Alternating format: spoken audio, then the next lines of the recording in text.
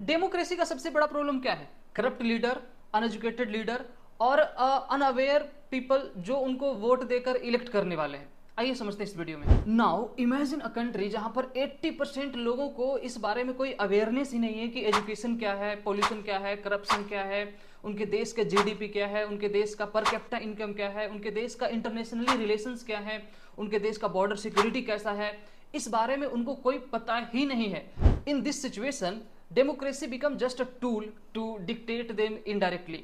इस सिचुएशन में वो लोगों को हेल्प नहीं कर रहे होते, इनडायरेक्टली उनको अलग अलग मुद्दों पे भटका के उनको इनडायरेक्टली डिक्टेट ही कर रहे होते हैं। Now these 20% people who aware of all these issue but can't do anything because we all know that democracy is the ultimate game of number, right?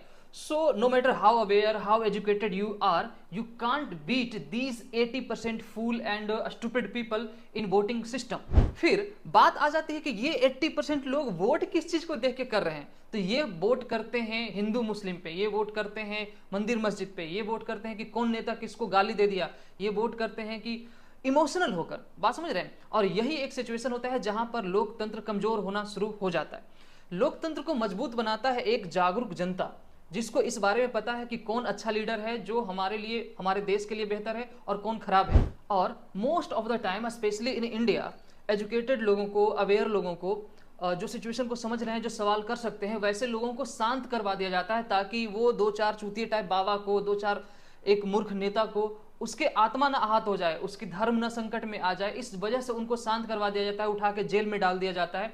ये सिचुएशन है डेमोक्रेसी का और यही सबसे बड़ा कमजोरी है हमारे डेमोक्रेटिक कंट्री का। एक हेल्दी डेमोक्रेटिक कंट्री वो होता है जहां पर सवाल पूछने की आजादी हो।